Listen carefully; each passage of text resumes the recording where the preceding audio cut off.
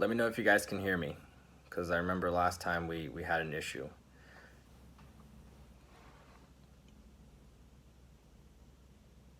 Perfect. Let's start, shall we? All right. Well, let's talk a little bit about what's been going on in the last few weeks. Well, Vegas happened. We did a Vegas boot camp this past weekend. That was pretty cool. Guys got to test how far they've come from. They have taken a results boot camp with me before, so I think it was for most of them at least 8 months to about a year and a half. Since they've taken a boot camp with me last, they were able to test how far they've come in a place that was really fucking ultra high value. So that was cool. They did fairly well. They could hang, which was impressive. So it was a very successful boot camp. That I personally enjoyed because Vegas is cool for a few days. You go in, you do some damage, you get out. That's what Vegas is perfect for. I wouldn't spend more than 4 days there, but yeah, if you're going in for a good time, it's definitely where you can test your skills with some high value sets and see where you're at. More so than most cities. So if you can hang in Vegas, you can pretty much hang in most places. Got a new YouTube video coming out next week, so be on the lookout for that. I'm not going to tell you guys what it's on, but it's expected about Monday of next week. I'll drop it. It's going to be very useful. I'll say that. Colgate website, ASKCOLGATE.com, is getting done. August 1st is the release date for that. August 1st is also the release date for the Mindset ebook that I'm releasing, my first ever ebook. If you guys want a copy of that, let me know and I can facilitate the transaction so that you guys are the first ones to get it before it goes on sale to everybody else. The next boot camp is July 27th through the 29th in Vegas again. This one is a 3-day boot camp. It's a results boot camp. The one I did this weekend was an accelerated 4-day boot camp. So this one here is the introductory one. So if anybody wanted to get started, let me know and I can facilitate that as well. And aside from that, everything else has been awesome. I have zero complaints as far as, what I've been seeing lately from the guys I've been working with. This batch of guys, they were a little bit further ahead. So, the sticking points that they had were, let's just say, quality problems as opposed to actual issues that needed to get dealt with. So recapping my last few boot camps and residentials, everybody's kind of on the page that I want them to be at because they've been working diligently to do so. So there's no complaints there. Another news is that the 2019 calendar for boot camps is out already. So if you haven't checked that out, it is on my page. You should definitely check that out. If you were planning to do a boot camp this year, but for whatever reason it didn't happen, the calendar is out for 2019 only because my boot camps are almost sold out for the rest of the year. I have a handful of spots available all around my programs, so good for me. But that means that a lot of guys aren't going to be able to do boot camps this year. So I made sure to get the schedule out really quick. That way guys can plan ahead and start making commitments and getting ready to situate for next year. It's always best to plan your boot camp a few months out. And I'm very easy with that. As long as you give me a deposit that holds your seat, you don't have to pay for the full program all at once. That way you can start making arrangements. You can start doing what you have to do to make sure you can be there on time. And I think that if you give yourself, 3 months, 4 months, it only helps. So, yeah, if you can, find a way to say, okay, I want to be on a boot camp, but I don't know how to make it happen, just talk to me. We'll figure something out. I'm always willing to work with guys that want to make a commitment and are ready to go to the next level. So let me know. Let me just see before we get started. Let me see. What is your favorite opener? I'm going to answer a question from here just to start things off. So, favorite opener. I have about a handful of openers that I use in field when we are out at boot camps. Personally, when I'm out, any place, I'm kind of just doing situational and observational openers, or, if the set really counts, then I'll do a default opinion opener that I have because I know it's tried and tested. More importantly, that's what it is. You want tried and tested openers. You only need a handful of them. You need about 5. Mystery has 5. We're just really good at the ones that we have. Girls fighting outside. Who lies more men than women? Uh, you know, would you give your Facebook password to someone that you just met? All these openers will work, and it can be more of the playful ones like Brad and Angelina Jolie. If you had one night, who would it be? As long as you segue and more importantly convey your personality, the opener is going to work. So again, we don't really dive into, milking the opener, talking 15 minutes about the opener, making it serious so that the group actually, contributes, do women lie more, do men lie more? It's not about that, right? We want to get the opener out just to kind of break that we're in communication now threshold. And then after that, we have to segue into something more stimulating, a little bit more energetic so that they see that we're fun, and then we go out from there. So don't spend too much time on the opener, but those are the ones that I like. Let's see here. And if this is helping, let me know by writing comments below and all that. What's going on? Hello, Marv. Bonjour, Pejman. Hope everyone is well. Awesome Colgate. I'm saving to be able to be at one of your boot camps. Awesome stuff. Yeah, keep doing it. Hello, Sam. Sam is here. Sam and I have been working for a while. Adrian. There's a lot of dudes hanging in and out. Cool. Very cool. Sam likes Brad and Angelina. I'm going to use it. Yeah, it works. It all works. These are ones that, not just myself, but other guys throughout decades have used. And if you think that, default routines, other guys are using it, you're going to get called out. Dude, every few years there's a cycle of new people out. There's always, it's irrelevant.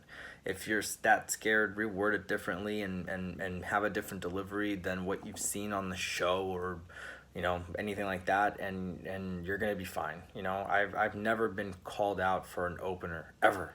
And that's 12 years plus of going out. I've never been like, oh, you're a pickup artist from the show. I heard that. It's like, that's never happened. So, yeah, I would say just make it work. Your delivery is going to sell it or not. That's really what it comes down to. Tell me a little bit more about your mindset when you talk to a hot girl. I am not going to talk about the mindset that I have because I have an ebook coming out called The Mindset. So in that ebook, it's called The Mindset, 13 Pillars of Success for Social Interactions. And it's going to break down exactly that. So if you're into that, let me know and I can facilitate you getting a copy of that book. Let's see here. Bam, good plug. Yeah, that was perfect timing. Let's dive into the questions that were sent to me this month. I picked the best ones and the ones that were sent more often. So that way everybody that, does their thing will get an answer. I'm trying to give you guys a lot of answers and give you guys the best answers to give you guys practical ways of applying it. Because we can sit here and talk big theory and I can give you I can go as deep as you want in game. However, it's giving you practical advice, the advice that you need right now that's going to give you the next level of success is what I'm concerned with. Because if we can work towards that, then we can start adding on a little bit more. And like I always say, I'd rather take away bad behavior first and then add good behavior than try to give you a combination, give you a clusterfuck of shit. And then you're not even able to do the fucking gold little nuggets because all the bad stuff is getting in the way. So let's dive in, okay? What's some good questions into statements? I got you, Sam. I got you. Okay, so are shy girls harder to win over than social butterfly type girls? And if you see me looking back and forth, it's because I prepare for these with notes so that I make sure I covered it and I remember everything so that you guys don't miss out on all the awesome insight that I have. So let's go. Are they harder? No. Is it a different approach? Absolutely.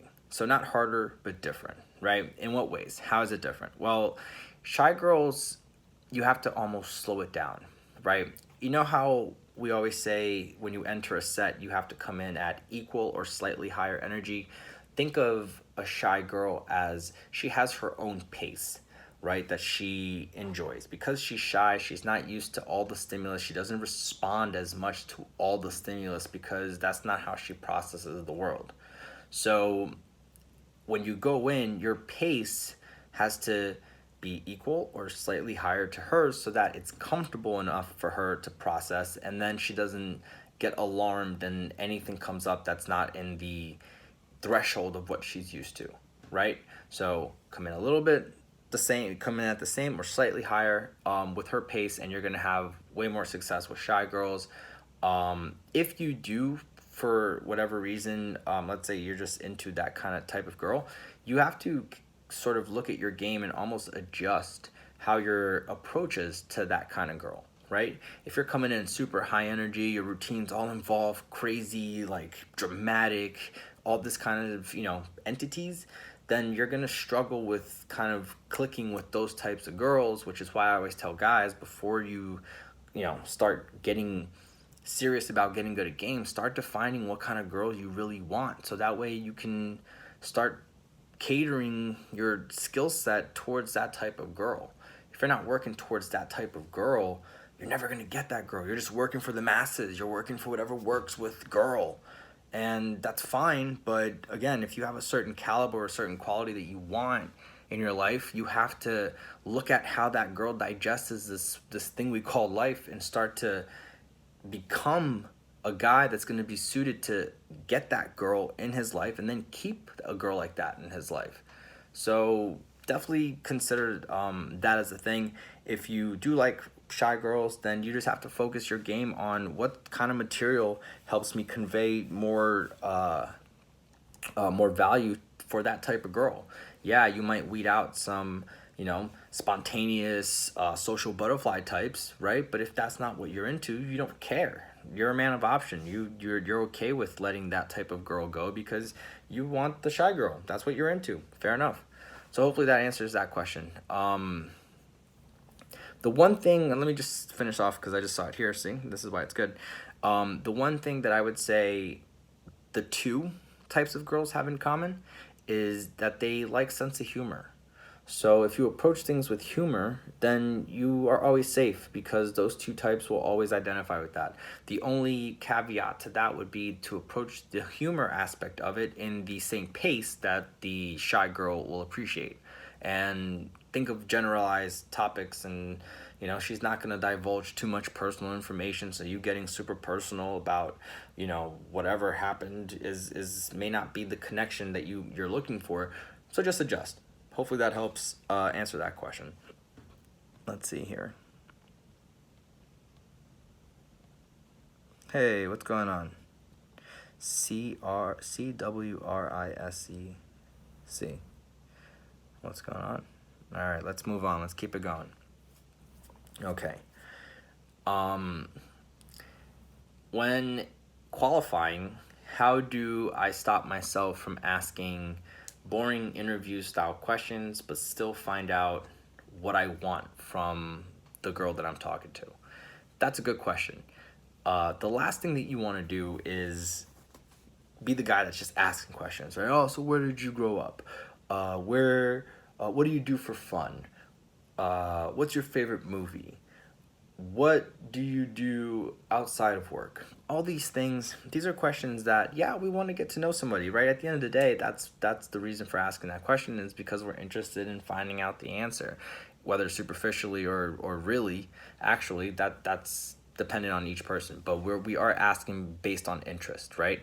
So to whatever capacity that we're asking, we have to keep in mind that a lot of guys are asking the same questions, right? They're in her life. If she's a girl of quality, she's had guys come in and out and have asked her very similar questions to the context of what the male brain perceives as being appropriate questions to ask, right? Certain guys will never ask girls certain things because it's just not socially acceptable in their minds for them to ask girls those questions. And there is a fine line where you tread with those kind of questions, but they are very in much of a sense, askable, right? You can dive into those waters as long as you preserve comfort values and she's comfortable enough to answer those questions and you can perceive that based on other things. Why not ask those questions? Why not dive into the actual person that she is and find out, okay, without the social mask on, without you being here with the dress in the club or the convenience store or whatever it is, you're still a human. So let me see how you process, right? There's still that essence. So asking the question isn't the issue. We have to just find a way to ask whatever question we want in a way that doesn't trigger off or have her associate with any other bad experience with guys before you, right? If you want an easy way to do it, it's to, like we always say, do a question into a statement, right? Easier said than done, because how do I do that, right? If I say, okay, well, if I had to teach it practically, I'd tell a guy, well, whatever she's into, right? Whatever it is, whatever you see, whatever you're into, rather, and you want to find out, you generalize the category, and then you make an observation based on that category. For example, let's say you want to ask her if she's into music, right? Or let's say you want to ask her if she's into country music. Let's say you're a country guy and you want to say, oh, do you like country music, right? I could say two things. I could say something like, again, grabbing the category of music, right? I can say, you look like you're into just one particular type of music, right? And generalize that. Now, that doesn't mean that I'm going to be right. She could like a wide variety of music, but it doesn't matter if I'm right or wrong.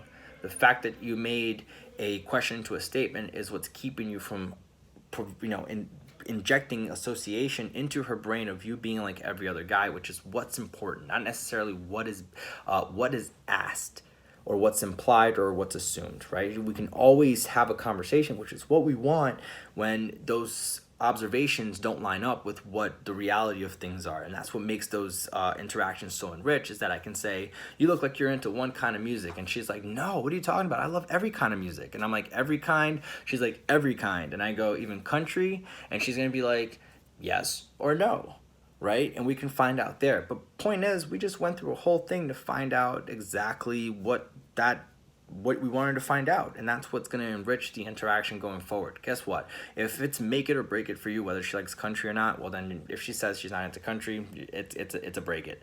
But if you can overlook it, if she's hot enough, if she's valuable enough, if you can see her being a girlfriend, you're going to overlook the fact that she doesn't like country. And guess what? Maybe it could be that she likes country down the road. Who knows, right? But the point is, take it on your side and ask the questions that you want to know by just making it into a category and then just implying. Now, you could also say, instead of saying, you look like you're into one kind of music, is to say, you know what? I can tell you don't like country music. You're totally losing me. And here's the thing, ready? If she likes country music, right? If she likes country music, then she's gonna say, no way, what are you talking about? I like so-and-so and so-and-so and so-and-so and so-and-so. And you're gonna be like, oh my God, this chick really likes the good country guys, not the mainstream guys, the real fucking guys. Awesome. I can relate to that. She's cool. Now, if she doesn't like country, she's gonna do two things. She's either gonna say, well, I don't like country. But here's the thing. The funny thing is, if she likes you, she's gonna try to bridge that gap a little bit. She's gonna say, well, I don't really like country, but that's because like I really haven't listened to it. And what she's doing there is she's pretty much explaining to you, like, look, I can't really say that I like country because I'm not gonna lie to you because you're gonna probably test me on it.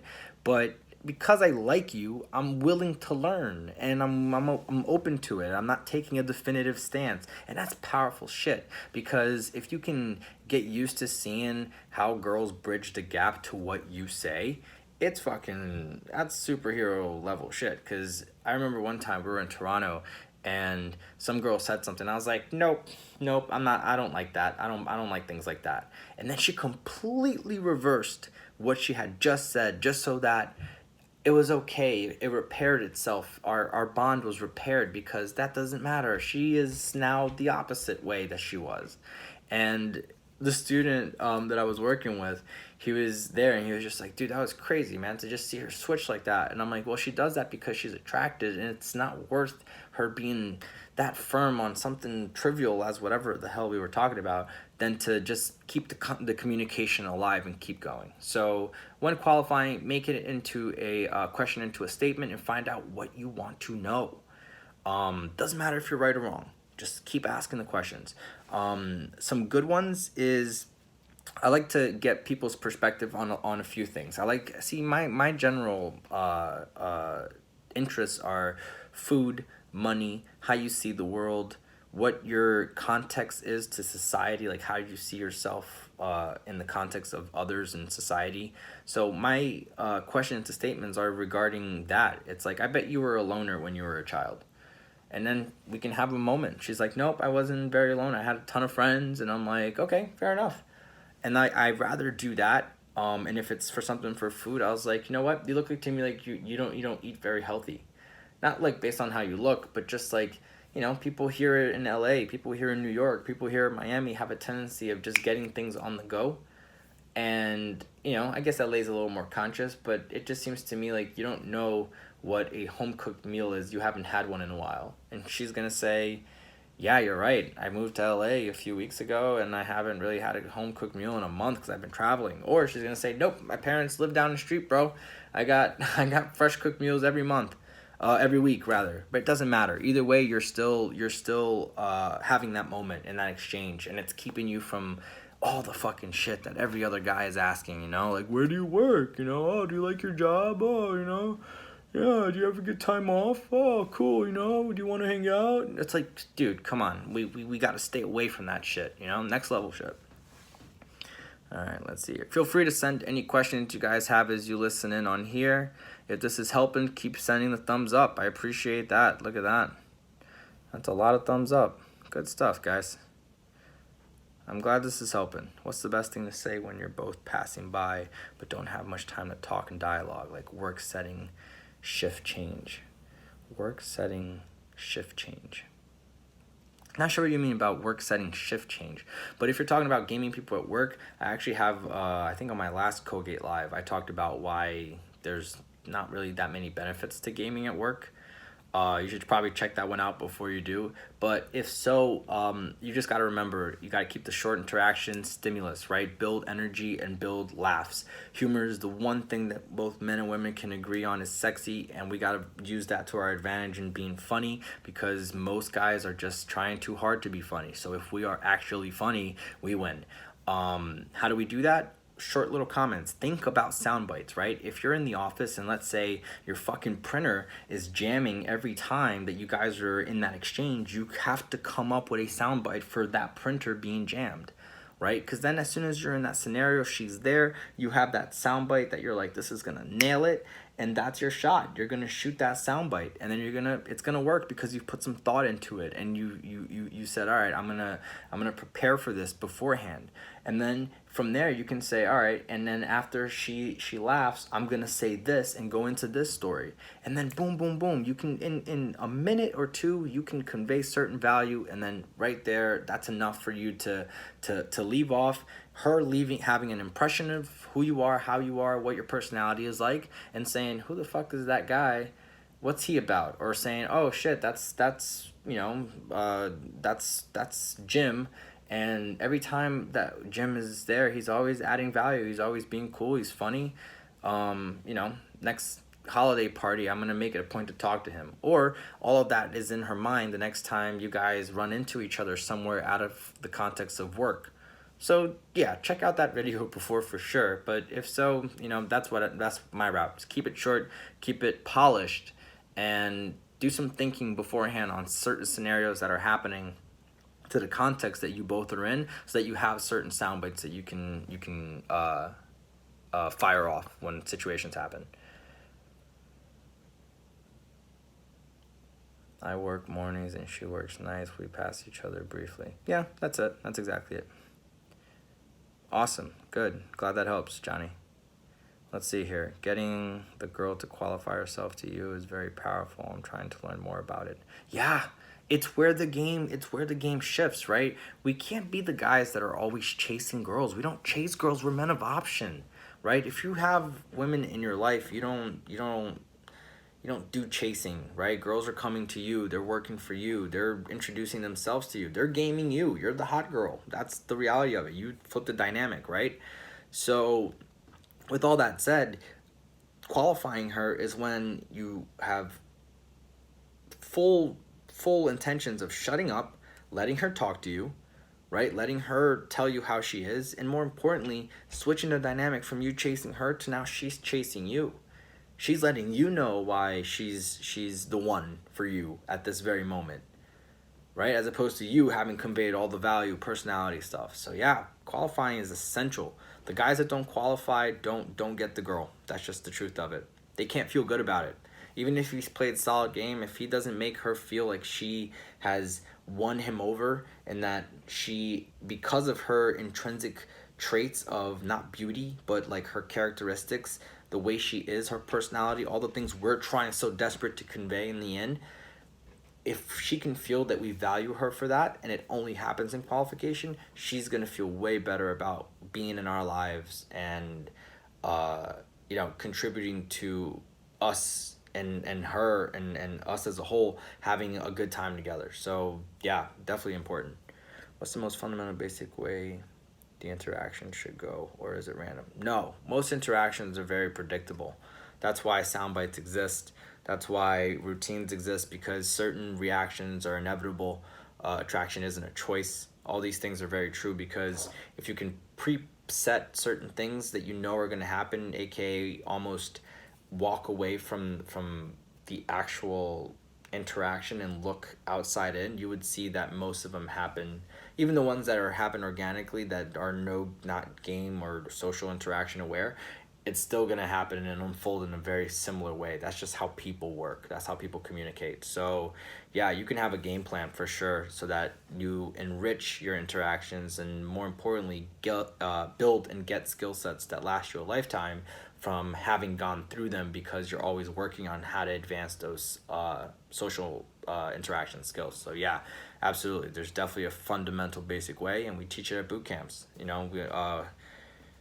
I have a very tried and tested formula for getting guys caught up to speed, and it works. That's just the bottom line of it. It's hard. It's a hard program to get through, but if you get through it, you're gonna definitely develop some skills that are gonna be there for your life, and it's gonna help you in way more areas than just girls or your work or meeting cooler guys. It's gonna help all around. It's just what I do.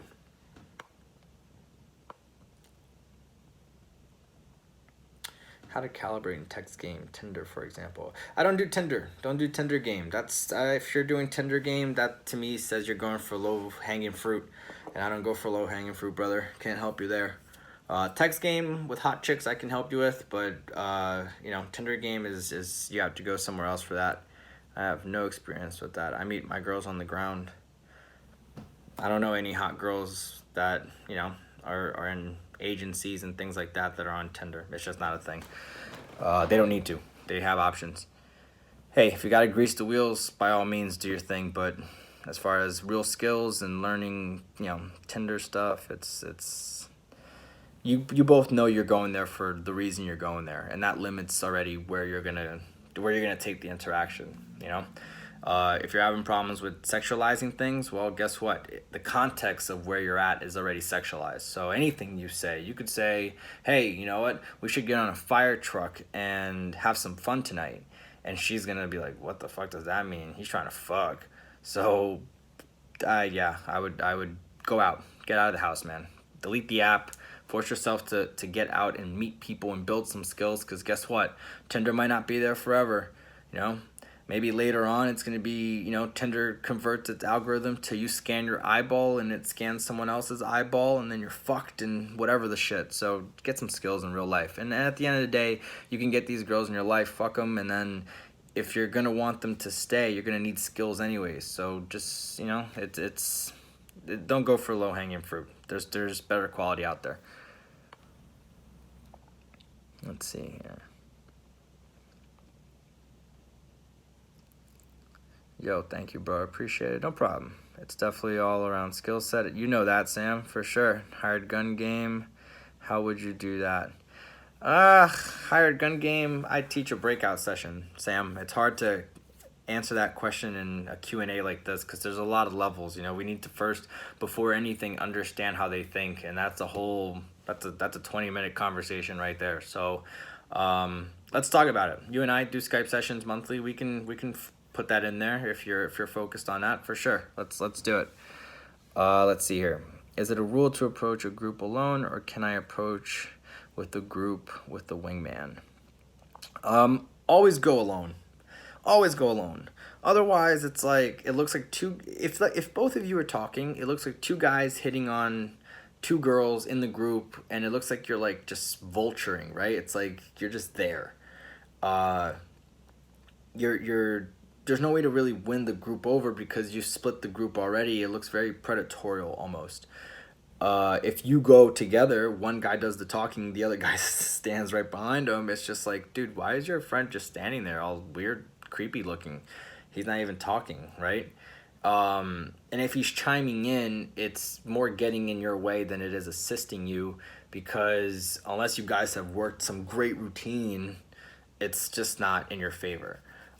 So best to go in, win the group over, and then build your friend up before you introduce him and say, hey, I'm going to introduce you to a friend of mine. Don't be an asshole. He's a good guy in my life. 5 people that I trust in this world. He's definitely one of them. His name is Chris. I'm going to introduce you. And then you go over there and say, hey, Chris, I just met these two. They're cool. They're cool enough.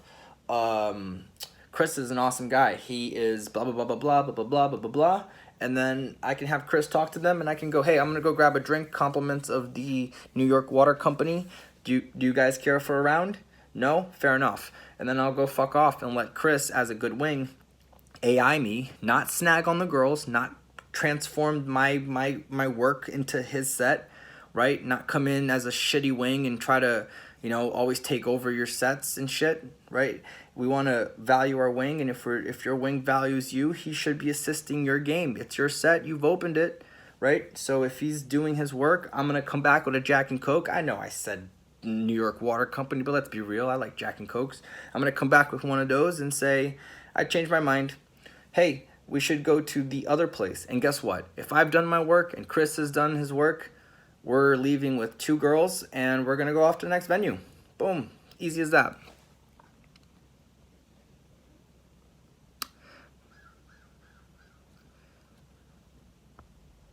Okay, your favorite opener, what do you usually use? I said that in the beginning. If you watch this video again, because keep in mind I keep these videos up for 24 hours, so be sure to watch them. There's useful content on there to rewatch and re-listen. There'll be an answer there for you. Taking sound bites, always taking sound bites. Sam, you were such a sound bite stealer. When a girl bumps into you, it's like, holy shit, that is like, we've just been to second base. That's special. And with a big smile, nothing serious. Just, yeah, holy shit, we just got to second base. Buy me a drink before you hit on me, I'm a soundbite maniac. That's exactly what Colgate is. He's got the sound bites ready to roll. You give me a scenario, I'll give you a soundbite. Hey, Colgate, what if this happens? Got a soundbite. Hey, Colgate, what does this happen? Soundbite. Why? Because I fucking prepare for him. I go out enough and shit is happening and fucking things are going around. I write them down. Holy shit, that fucking brought a lot of laughs. Let me write that down and fucking keep that in the pocket. Then that happens again. Boom, that's out. It makes more laughter. Okay, we're testing it now. 30, 50 times in after a soundbite's been used and it's created laughter, it's a good soundbite. We're going to keep that one in. You got to get used to all that. Let's see here. What's a good club opener? It's damn loud. Good club opener, bring girls. Bring girls with you. It'll facilitate you being able to get closer, and then being able to almost, you can lean in and talk over the shoulder a little bit more, right? You can lean in and talk a little bit over the shoulder if you've got some girls with you, because it's okay. The club is loud. It's justified. But the girls you got are hot. Bring some girls. Or go to a venue before, work some girls, and then bring them, right? Either way, going to a loud venue is only best if you go with girls. Otherwise, you're making the game harder for yourself. You're not building skills. You're just trying to snag. And I get it. The hotter girls are in the louder clubs, but you have to work gradually to get to that level throughout the night and in your skill so that it all works out. What's a good general soundbite for where you're from, regardless of location? What do you mean, where you're from, regardless of location? I don't get. Explain that question again. But before you do, let me move on to the other questions. But write that question out in a different way, and I'll answer it, Sam. Let's see here. Okay. When delivering material in field, is having very expressive hand movements that complement what you're saying a good or a bad thing? That is a tricky question to answer because, to be honest, I would have to analyze you in person to see just the level of, you know, intensity you have with your hand movements, if you will. If you are moving really frantically and doing that kind of stuff, I would say it won't assist you because it makes you look nervous. If you have big hand gestures, but it's done in a calm and controlled way, it can definitely assist you. In what ways is that anytime you can add a more theatrical or performance-based essence to your stack or your sets, it's going to enrich how they remember you, how they feel about you, how they perceive you as far as your confidence level. So as you guys notice, when I talk to you guys, I do move my hands a lot, but it's always a very boom, do. Yeah, I may speed it up, but there's always pauses. And just like I would with my delivery, if I'm in field, I would also add a little bit more of like pauses in my hand movements as well. That way it kind of goes in hand with the delivery, and it works best to convey a certain confidence level that people just kind of gravitate towards in field. Fair? So if you're going crazy and it looks nervous, slow it down. If you're not adding hand gestures enough, you are missing out on conveying more personality, because expressive people that have confidence, alpha people, are always more demonstrative in how they move. And in fact, for restaurants, there's an old trick where if you don't know who to give the bill to, either give it to the person at the end of the table or the person that has the biggest hand gestures throughout the night. And yeah, I think it stands true as well. If you have bigger hand gestures and bigger expressions, you're going to get a little bit more bang for your buck as far as each interaction goes, as long as it's controlled and it doesn't make you look like nervous, anxious, frantic, super high energy, flamboyant, etc. No problem, DJ Cave. I know that was a question you had asked. What's a good stimulator other than fight outside for mixed sets? You tell me, Sam. I gave you a list of them. I gave you a list of stimulators. You tell me. I know a lot of musicians are trying to learn about the game as well. And what do you think is the best way to use your guitar skills for girls? Obviously, we don't do it just for girls. I'm a musician myself. I can relate to that question, George. I think for musicians, yeah, there's a lot of them that want to learn the game. I've worked with a lot of guys up and coming, and some of them that we probably know. And yeah, they all share the same thing. Is how do I, speaking of country guys, I've worked with a country guy recently. That was pretty cool. But yeah, so they're always wondering, how do I parlay what I already have or my skills or the brand that I have into actually getting the girls that I want? And that's a totally reasonable question.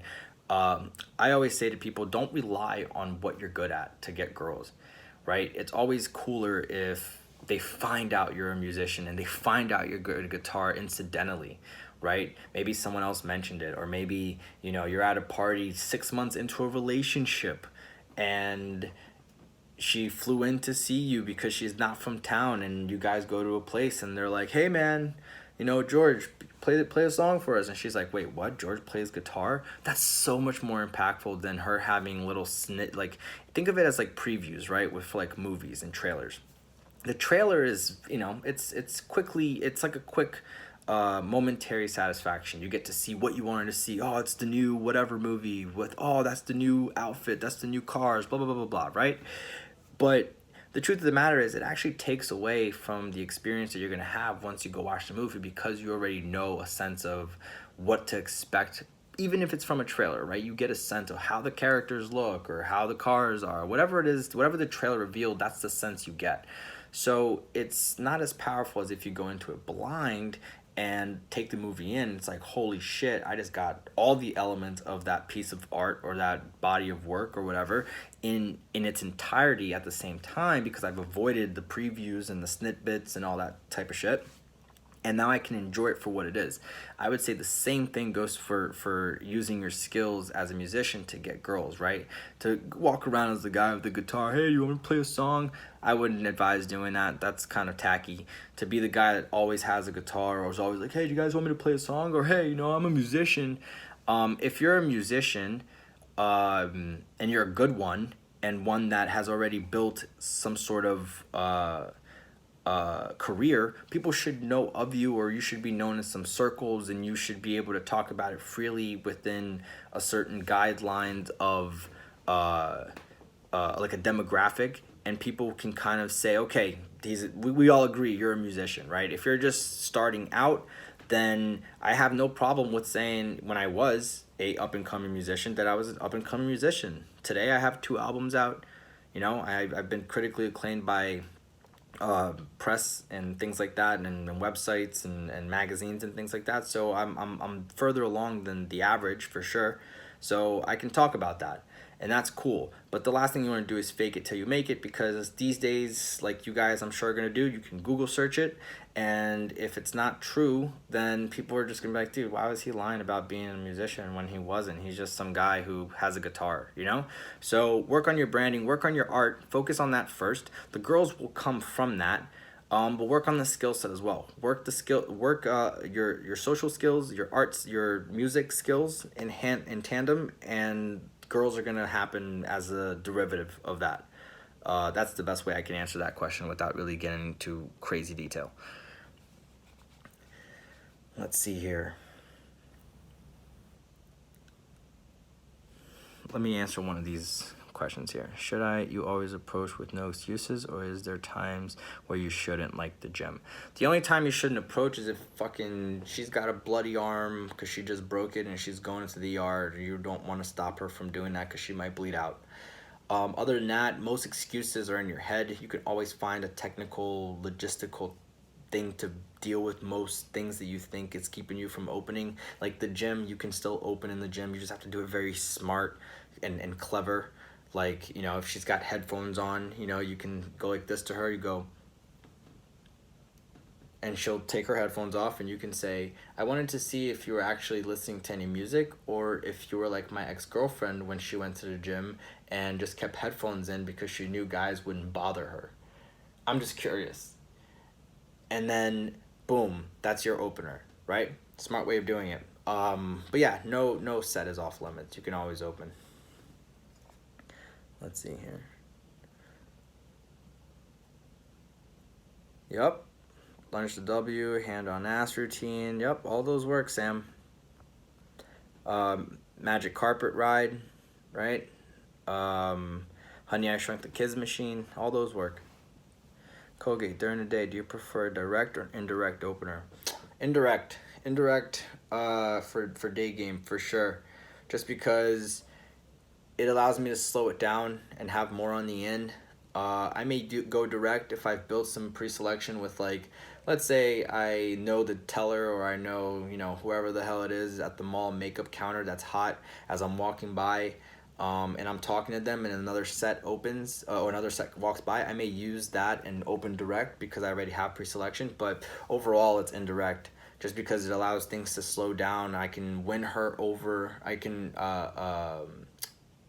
allow her, myself to be won over based on personality and essence, instead of the initial impact that she thinks she likes.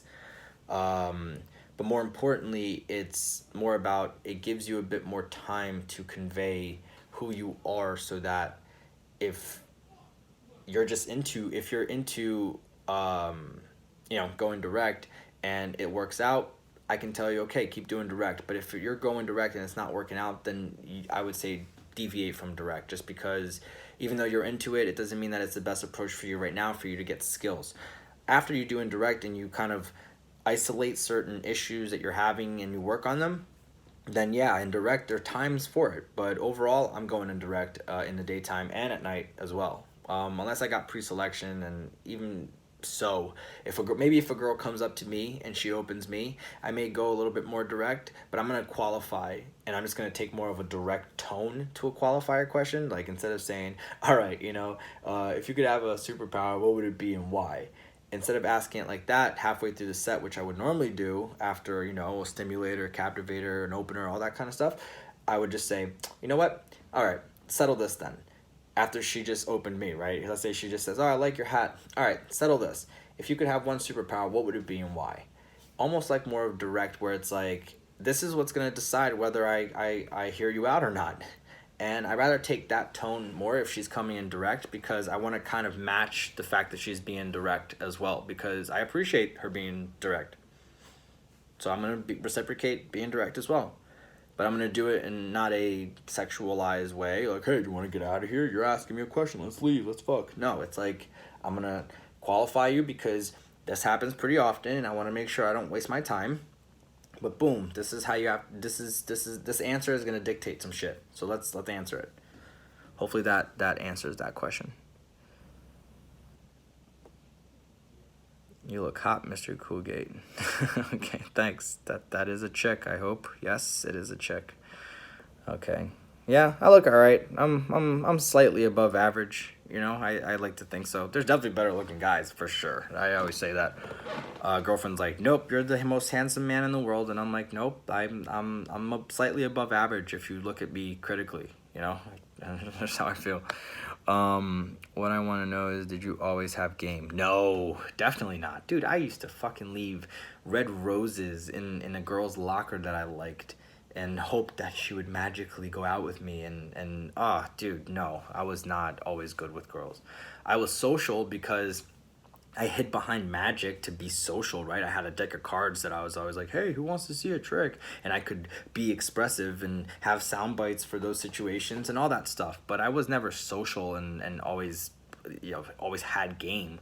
It was more like I was masking it and faking it to be able to do it so that, I could offer value through cards. But then you take the cards away, I was just as shy. And I'm very introverted in the mornings and most days.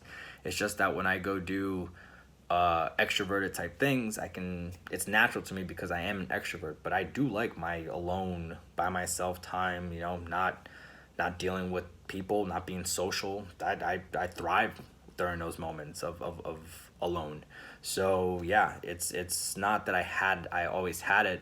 I built it. I've made it happen, and I've worked on it. I've calibrated it. I've gotten it to the point where not only is it work for me, but I'm able to teach it to others in a way that they can practically use it and learn it. Because if I teach you what works for me, it's not going to help you per se because it works for me. I have to take what works for me, digest it, and make it in a way that it works for you so that when you do it, it works. And that's what my specialty is that I offer that exact service, is where I can take all the stuff I know. Like I said, I can go as deep as you want in the game, but I have to be able to take what you actually need right now from what I know and give it to you so that you can use it and get results to get you fired up, to keep going, and then we build more and more and more and more together as we go. Fair? Never talk about an ex? No, you can talk about an ex as long as it's contextual. If it's to the context of the story, you can definitely talk about an ex. Absolutely. I would highly disagree. But I'm not here for debate because it's Colgate Live. And what I say is what stands. How many mistakes you had in the beginning? Not a number, just about it. Too much or not? Oh, fuck yeah. A ton of mistakes. Let's say every 100 sets, I got 100. My first 100 sets, I got 100 wrong, right? Then my next 100 sets, I got 99 wrong and 1 right. And then as it goes, that dynamic switches, right? I get 60 wrong and 40 right. Then I get 50-50. Then I get 60-40. Holy shit, things are working out better. I'm getting better results. Things are happening. And then you move on into where most of your sets open. So yeah, man, mistakes happen. I tell guys all the time, there's none of you guys, no one else has failed more than I have, because I'm always willing to go. I'm always ask guys at boot camps. They're always like, "Oh, dude, I can't get into that set." Which one? That one. Okay, let me go. And I'll go and I'll show them how to get into the set. And I'll come back and I'll debrief slightly quickly. "Hey, did you see what I did? Boom, boom, boom. This is what you need to do." Off you go. Because I'm always willing to get rejected. Rejection is where I learn. If that set is impossible and I go into it, I'm gonna learn another way why it didn't go. So then it makes me think about what ways it could have went well. And yeah, you work on it from there. I have to actually get going. What do you mean by sound bites? Give an example. Sound bites are just think of them as like the story that your uncle tells every fucking Christmas or every holiday. He's gonna tell a story because that's his thing to do. It's what he knows works. That's what a sound bite is. But it doesn't have to be a full story. It could just be an observation. It could be any statement that comes out of your mouth for any given situation that's gonna add value or add humor to that scenario. So it could be like, let's say you walk into a venue and it's really hot. You can say, "Holy shit, it's so hot. You can cook a lobster in here," right? Funny, humorous, girls will laugh. It's an observation. That's a soundbite. That can work any venue. You can keep saying that forever. You can walk into a gym and if it's hot and say that. You can, walk into a sauna and say that, right? I'm in a co-ed sauna. I walk in, boom. I'm like, "Holy shit, it's..." Actually, no, I have a sauna soundbite. My sauna soundbite is I walk in quietly, I sit down, I wait a couple minutes, and then I go, "Whew, feels like a sauna in here." And that usually gets a bunch of laughs. But you can walk into the sauna and do that soundbite as well, the one I said before. Fair? I gotta move on because I gotta jump on Facebook Live. But let's just see if there's any last minute questions. How do you text a hot girl you met at a club? Ooh, we're going to save that one for the next Colgate Live next month, okay, in July. Or you can ask me it on DM and I will answer it the best I could without getting into a crazy lesson because it's hard, all right? Like, you guys ask a bunch of questions. I have to balance out what I can actually tell you guys to help you out, but without getting into a lesson, right? Because a lesson takes time for you to actually digest and value and internalize. So giving you short, quick answers to help you out, yeah, I do it to help you guys out, and you guys get a lot of value for them. Awesome. But to dive really into things and for you to understand and really act appropriately to each situation that you're going through, we need to really get through a lesson. So that's why it's always hard through DMs. But shoot me a DM. I'll do my best to answer that to the context of how you need it. Do you have like footage on YouTube? No, don't really do YouTube. I sometimes will post like some, infield footage. I'm sorry, not infield footage. Some seminar footage of like us doing boot camps, me and Mystery sometimes, myself by myself. But I don't do infield videos at all. I think it's super creepy. So you'll never find an infield video of me. I think I have one that I just did as a demo because I was with 3SR and Discovery was like, "Hey, you should do an infield video," and I was like, "No."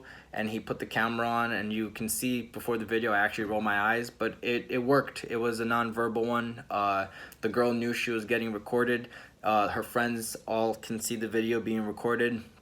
So I was slightly better off with that, but overall it's creepy, man. I don't want to be the guy recording infield footage and doing that to girls and invading their privacy and shit. That's not how I roll. But as far as content wise, I got a bunch of content coming out on my Ask Colgate website, August 1st for that. Until then, I will be releasing the occasional video of seminars. Sometimes Misty and I have pretty cool conversations as we're just in hotel lobbies hanging out, either after a boot camp or before, or we're just hanging out at home, whatever it is. If we're together, we usually put a camera up and we talk, and if something useful comes out of that, we usually will wait a few months, but we will release it because we always don't want to release content that we are not, that we're teaching, because it's not fair to the guys that have paid a lot of money for my boot camps, especially because I'm one of the most expensive boot camps in the industry. It's not fair that they're getting the same material as somebody that's just going for free on YouTube and listening to me and everybody else. And personally, I just don't see that guys value it as much. If I put my content out on YouTube, it's just a plethora of people debating and saying what they think and all this shit, and really it's not what that's not what it's about for me. My thing is I have systems to help guys get to where they need to get to, and I'd rather just focus on giving my energy to the guys that are willing to make a commitment, because without investment there's no commitment, and as long as you make commitment, I can give you my all. Ask any guys that have worked with me. I will legit give you my fucking soul to make sure you get this skill down, because it's important to me that you don't end up like every other fucking guy that's on those forums that are bitter and having all these different opinions about how girls are and all this shit and how society and fucking social interactions work. So you commit, I commit. That's as simple as it goes. But we have to value each other in that sense. So yeah, no, not so much as far as free content and YouTube videos, but there's gonna be enough articles and things like that coming out. I didn't get to a couple of questions on here, so I'm going to answer them hopefully on the Facebook Live. And if you want to know, does Ask Colgate teach anything about relationships? And if so, how can I learn it? And what do you teach? I'm going to be answering that there. If you want to learn the answer to this question, which is, I'm struggling with comfort phase when me and a girl are into each other, what can I do to improve this skill? I will be answering that on Facebook as well. That's facebook.com/AskColgateNow. I will be there right after I get out of here, but for now I do have to jump over there. Let's see if there's any other questions that I can answer. How much you learn and how much you learn the game. I've been doing the game for 12 years, so that's been 12 years plus. This isn't for me, but what are some topics you should avoid? What do you mean by sound bites? Give an example. I answered that one. Colgate can't. Not a set that Colgate can't or try to open. You know it, brother. You know. At least you were trying, bro. Always gotta give props to the man trying. You gotta try. That's all you can do. That's how you learn. Colgate, from 10 to 18 years old, I had a lot of natural game. I used to win almost every girl I wanted to. When I moved to the U.S., I lost my game. What could it be? Situational. If something is situational, like your job, your country, your social circle, your status at the fucking gym, whatever it is, if those things are what's getting you the girls, once they're taking out, you'll feel it. Look at that. Damn, even IG, fucking Instagram is telling me I got 2 minutes, so I gotta go. But yeah, man, that's a conditional thing. Some things are certain, some guys will go to different countries and feel that, like, shit, man, I just don't have it anymore, like that, because there's something that needs to get figured out. Hopefully that gets your head wrapped around it.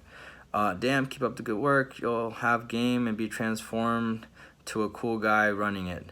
Yep, man, I'm here. All right, perfect.